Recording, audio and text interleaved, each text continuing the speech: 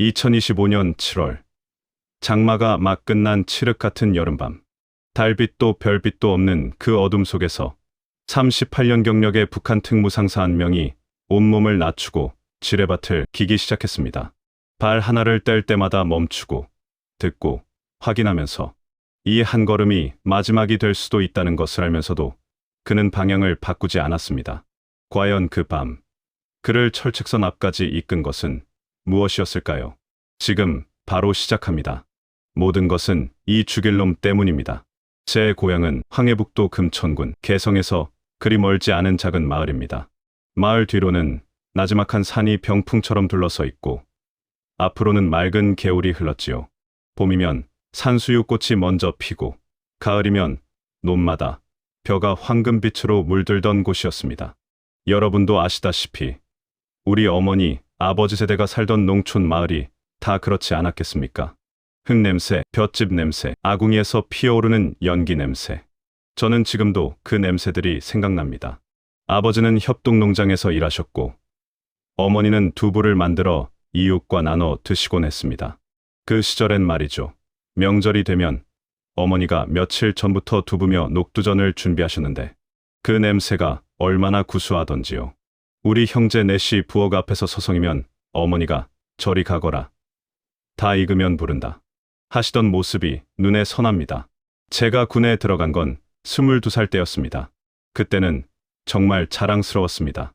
마을 어른들이 성철이가 군인이 됐다 하시며 칭찬을 해주셨고 아버지도 말씀은 안 하셨지만 표정이 밝으셨지요. 북한에서 군인은 그냥 군인이 아닙니다. 당과 수령을 지키는 사람, 나라의 기둥이라는 자부심이 있었습니다. 그때 저는 정말 그렇게 믿었습니다. 세월이 흘렀습니다. 10년, 20년, 30년. 어느덧 저는 특무상사가 되어 있었습니다.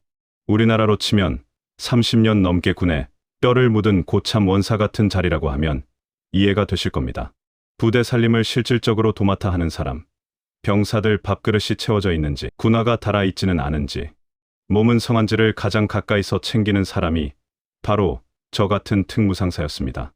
최전방 경비연대에서의 하루는 새벽 5시에 시작되었습니다.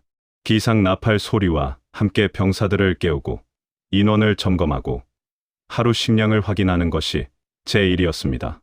배급이라는 게 여러분도 일제강점기 때 배급 이야기는 들어보셨을 겁니다. 북한도 마찬가지입니다. 위에서 정해진 만큼만 내려옵니다.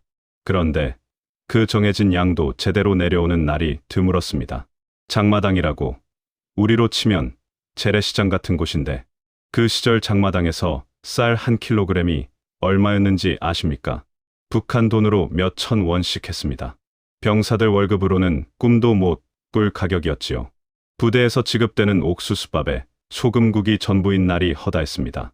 그래도 저는 그때까지만 해도 그것이 어쩔 수 없는 일이라고 생각했습니다. 미국 놈들이 우리를 봉쇄하기 때문이라고, 언젠가는 나아질 것이라고 그렇게 믿었습니다. 아내 순이와는 군에 들어간 지 10년이 지나서야 결혼했습니다.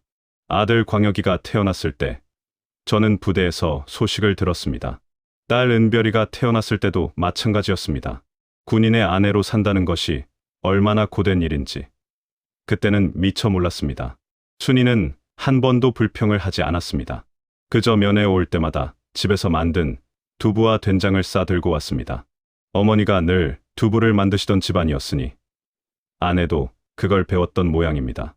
그렇게 저는 철책선 바로 옆에서 38년을 보냈습니다.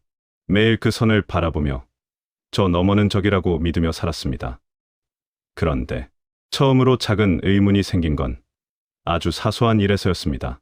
그 작은 의문이 처음 생긴 날을 저는 아직도 잊지 못합니다. 때는 2000년대 중반이었습니다. 한여름 밤, 야간 순찰을 마치고 막사로 돌아오던 길이었습니다.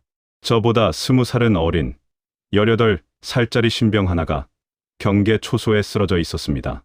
이름이 철민이라고 함경도 어딘가에서 온 아이였는데 볼에 솜털이 아직 보송보송한 녀석이었습니다.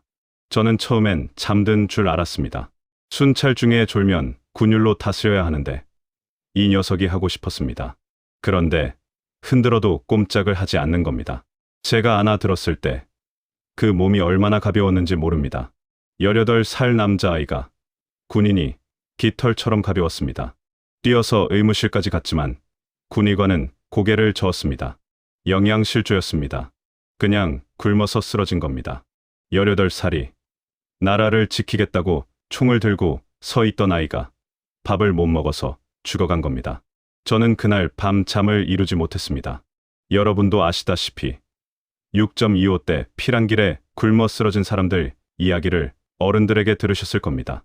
그런데 그건 전쟁 중의 일이었지 않습니까? 전쟁도 아닌데 평시에 제복을 입은 군인이 굶어 죽다니.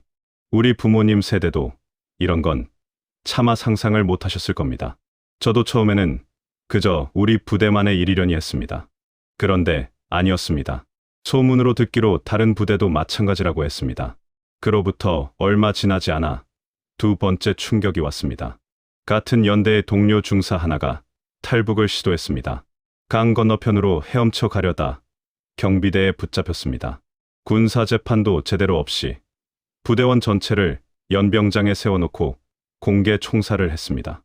저도 그 자리에 서 있었습니다. 총소리가 울린 뒤 연병장이 쥐 죽은 듯 고요해졌습니다. 저는 눈을 감았습니다. 그런데 눈을 감아도 보였습니다. 쓰러지는 그 동료의 모습이. 그 동료는 왜 강을 건너려 했을까요? 저는 그때 처음으로 그 생각을 했습니다.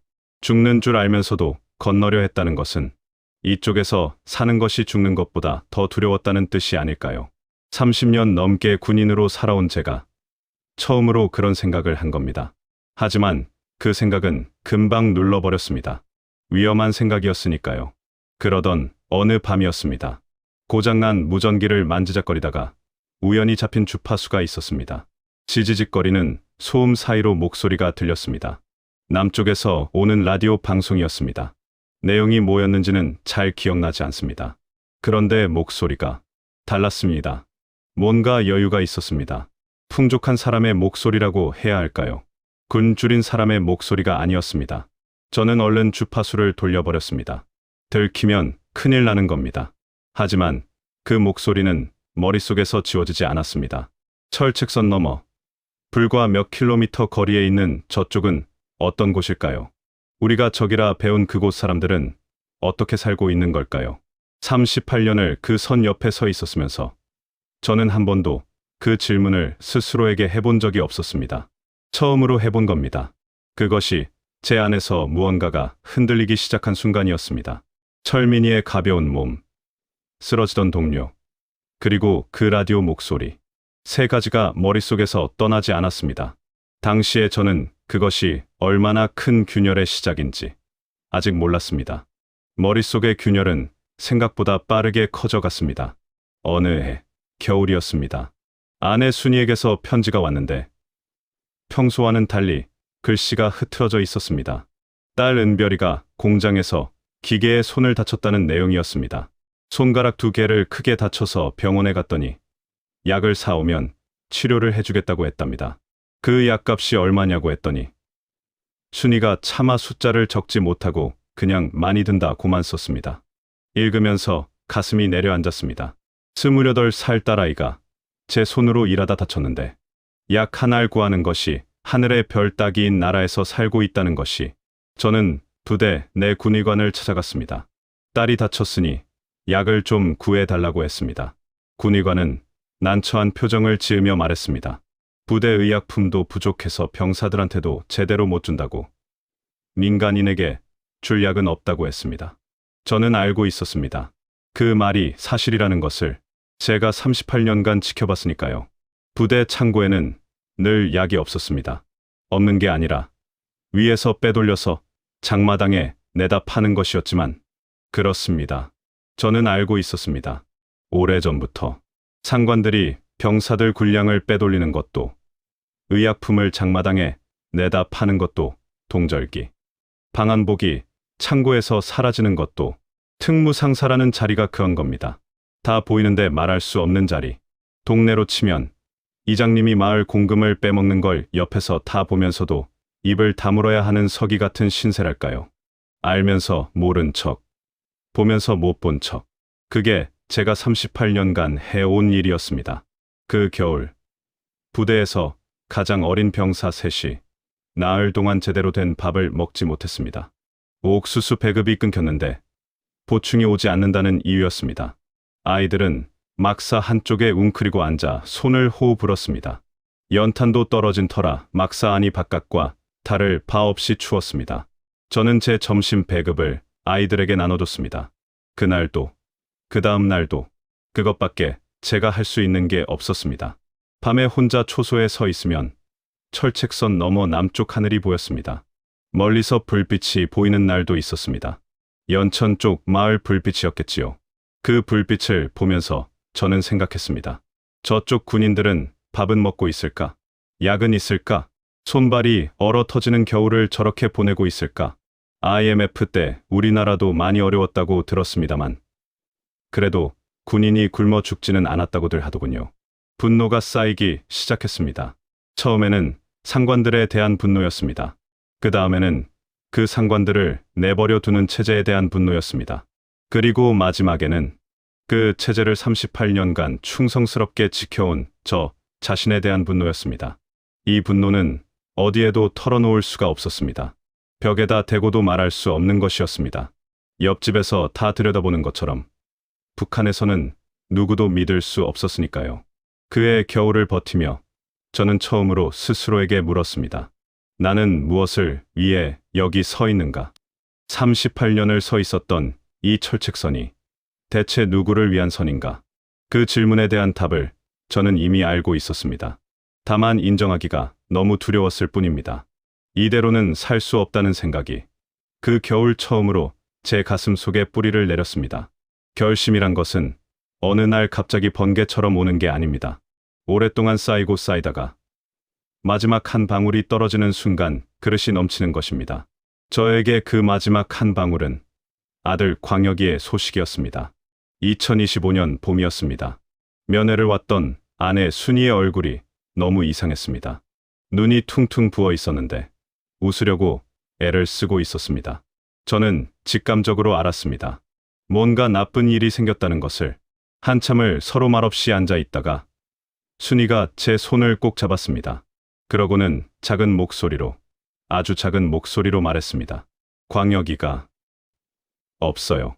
아들 광혁이가 복무하던 부대에서 탈영을 했다고 했습니다. 어디로 갔는지, 왜 그랬는지도 모른 채 붙잡혔다는 소식이 왔고 그 뒤로는 소식이 끊겼다고 했습니다. 면회도 안 된다고 했습니다. 순이는 차마 끝까지 말을 잇지 못했지만 저는 알았습니다.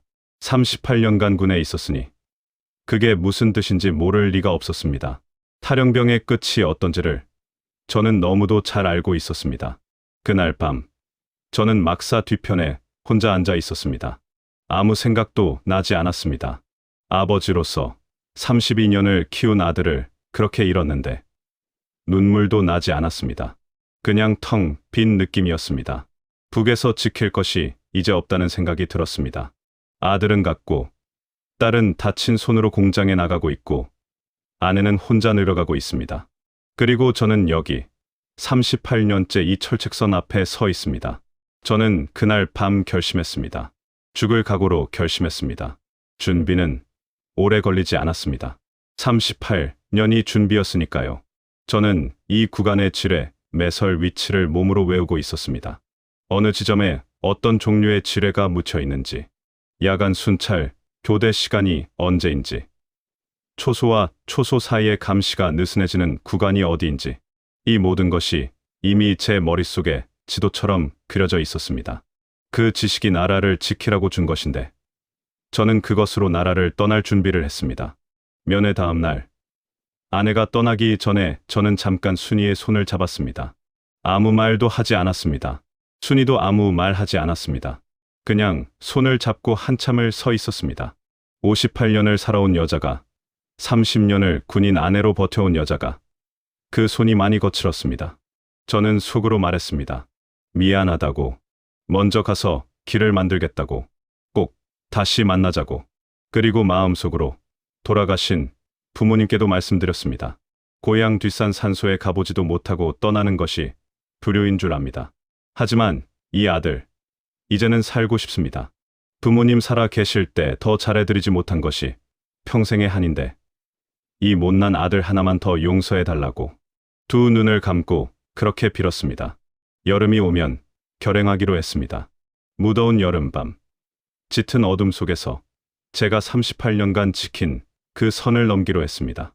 2025년 7월, 장마가 막 끝난 직후였습니다. 무더위가 절정이던 그 여름밤, 저는 평소와 똑같이 야간 순찰 임무를 받았습니다. 아무도 몰랐습니다. 제가 그날 밤 돌아오지 않을 것이라는 것을. 순찰을 시작하기 전 막사 안을 한번 돌아봤습니다. 자고 있는 병사들의 얼굴을 하나하나 봤습니다. 어린 녀석들이었습니다. 철민이처럼 18, 19살짜리들이 군화도 제대로 안 맞는 발로 잠들어 있었습니다. 마음이 아팠습니다. 이 아이들도 언젠가는 알게 될 것이라고, 저처럼 38년이 걸리지 않기를 바란다고 속으로 빌었습니다. 순찰을 나섰습니다. 하늘에는 구름이 잔뜩 끼어 달빛도 별빛도 없었습니다. 더할 나위 없이 어두운 밤이었습니다. 땀이 등을 타고 흘렀습니다. 7월의 밤바람도 전혀 시원하지 않았습니다. 저는 숨을 고르며 머릿속 지도를 펼쳤습니다. 38년이 그 지도를 그려준 겁니다.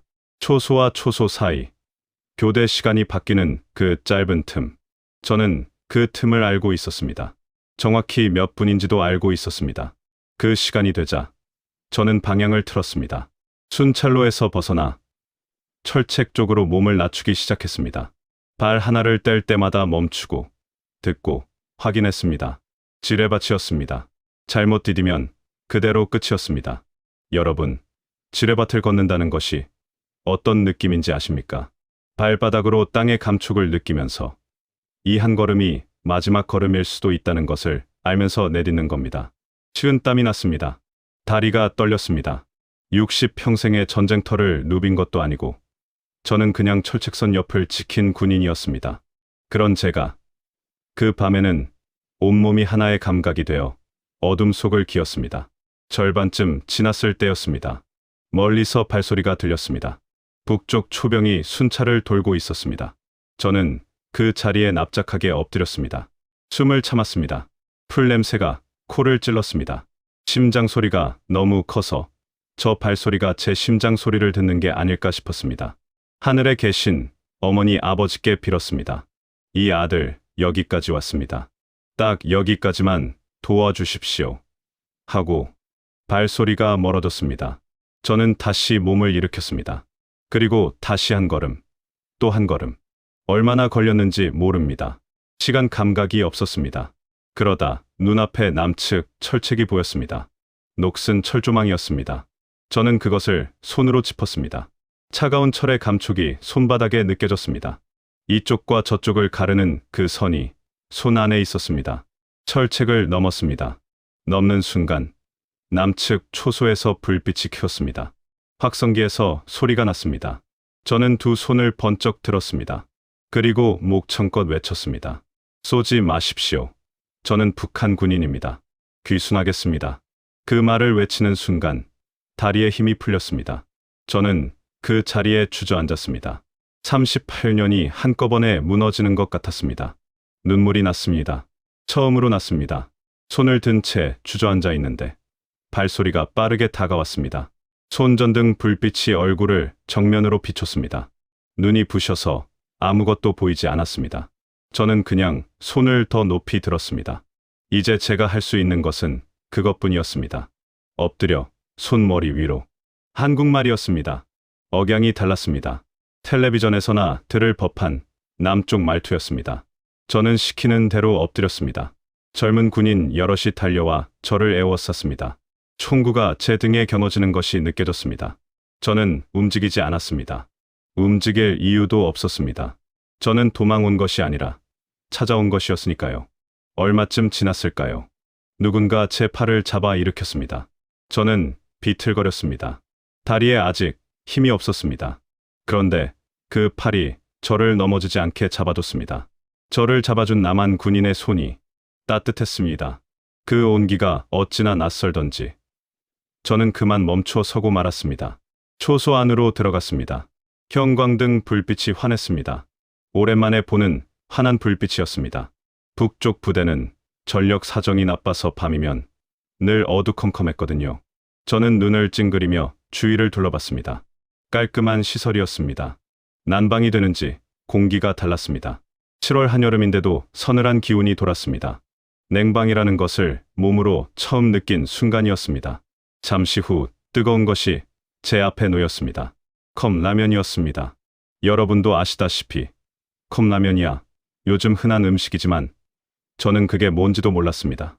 군인 하나가 뚜껑을 열어 젓가락을 꽂아줬습니다. 냄새가 났습니다. 뜨끈하고 짭조름한 냄새. 저는 젓가락을 들었다가 손이 떨려서 면이 자꾸 흘렀습니다. 창피했습니다. 그런데 그 군인이 아무 말 없이 그냥 옆에 앉아 있어뒀습니다. 뭐라고 다그치지도 빨리 먹으라고 재촉하지도 않았습니다. 그때 제 머릿속에 불현듯 스쳐간 것이 있었습니다. 6.25 때 피란길에 국군 아저씨한테 밥을 얻어먹었다는 이야기를 어머니한테 들은 적이 있었습니다. 낯선 군인인데 밥을 주더라고. 그게 어찌나 고맙던지 눈물이 났다고. 저는 그 이야기가 그때서야 이해됐습니다. 60이 넘은 나이에 적군인 줄만 알았던 남한 군인 앞에서 컵라면을 먹으며 눈물이 났습니다. 날이 밝자 국정원 직원들이 왔습니다. 신원 확인, 신문, 조사가 시작됐습니다. 며칠이 걸렸습니다. 질문이 끝도 없이 이어졌습니다. 저는 아는 것을 다 말했습니다. 숨길 것도 없었고 숨기고 싶지도 않았습니다. 38년치를 다 털어놓는 기분이었습니다. 조사가 끝나갈 무렵 담당 직원 하나가 제게 말했습니다. 이제 대한민국 국민으로서 새 출발을 할 수 있다고. 저는 그 말을 듣고 한참 동안 아무 말도 못했습니다. 대한민국 국민. 그 말이 낯설면서도 어쩐지 오래전부터 알던 말처럼 느껴졌습니다. 우리는 원래 한 민족이었으니까요. 그 시절 어른들이 늘 하시던 말씀처럼 우리는 원래 하나였으니까요. 안도감이 밀려왔습니다. 그리고 그 뒤를 따라 북에 두고 온 순이의 얼굴이 떠올랐습니다. 하나원에 들어간 것은 귀순한 지 얼마 되지 않아서였습니다.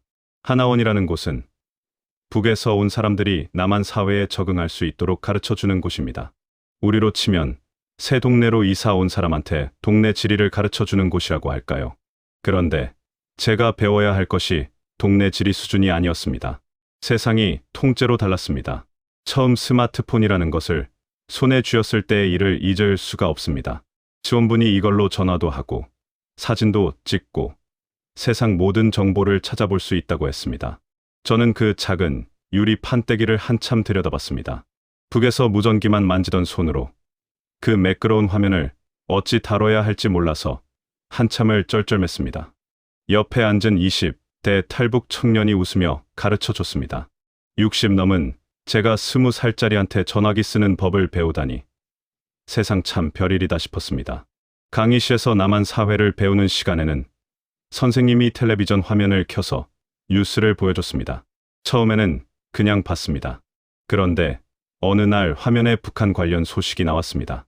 저는 자기도 모르게 앞으로 몸을 기울였습니다. 금천군, 개성, 황해도, 익숙한 지명들이 들렸습니다.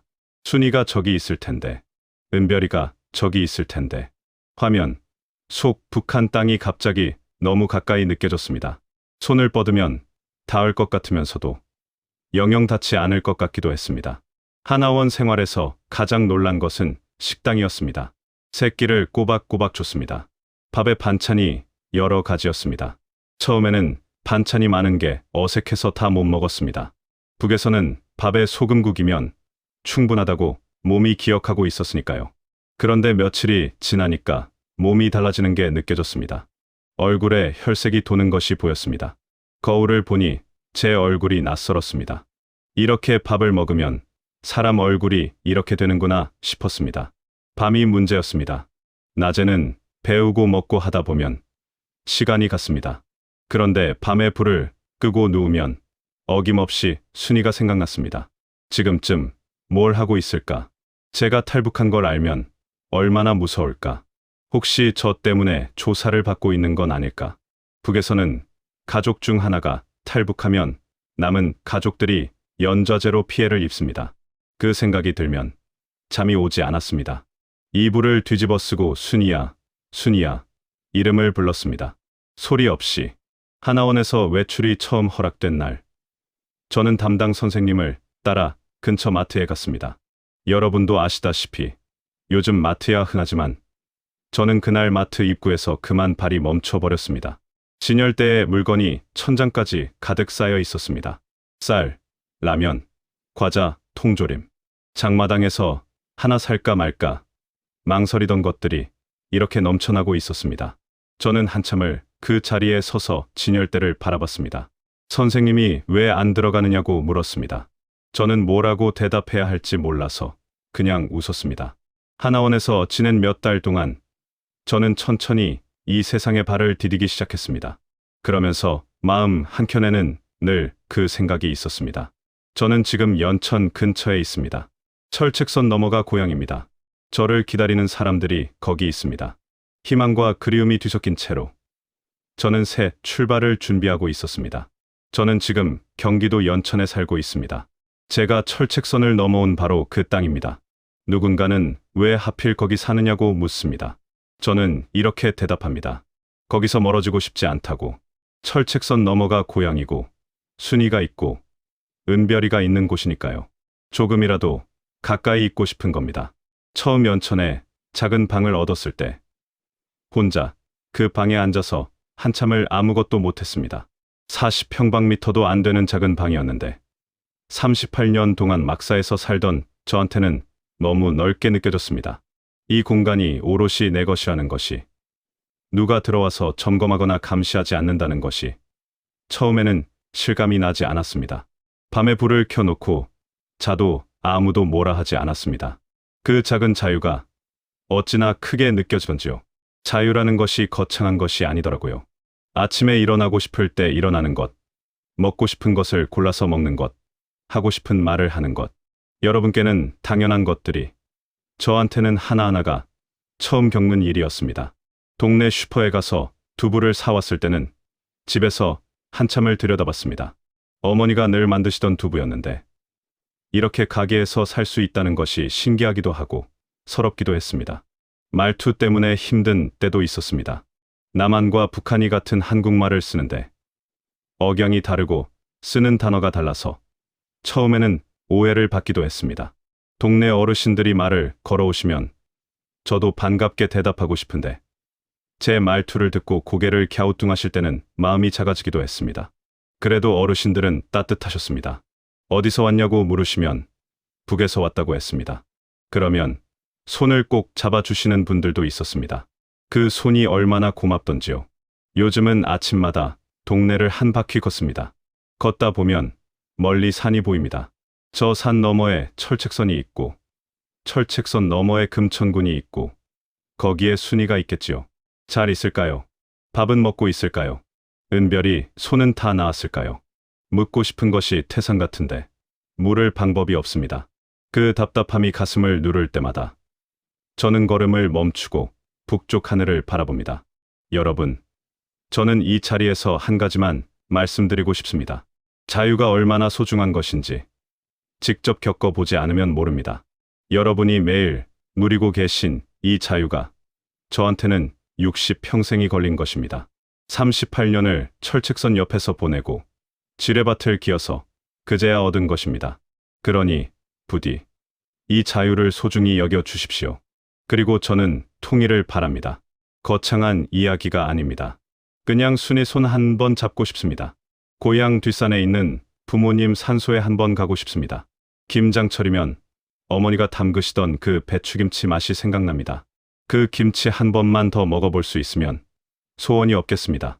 여러분도 아시다시피 우리는 원래 한 민족이었습니다. 이산가족의 아픔이 뭔지 이 자리에 계신 어르신들은 누구보다 잘 아실 겁니다. 그 아픔이 하루빨리 끝나기를 저는 매일 아침 북쪽 하늘을 보며 빕니다. 제가 넘어온 그 철책선이 없어지는 날, 저는 걸어서 고향에 가렵니다. 뛰지도 않겠습니다. 천천히 그 길을 걸어가렵니다. 38년이 걸린 길이니 걸어서 가도 되지 않겠습니까? 살아생전에 그날이 오기를 오늘도 간절히 바랍니다. 들어주셔서 고맙습니다.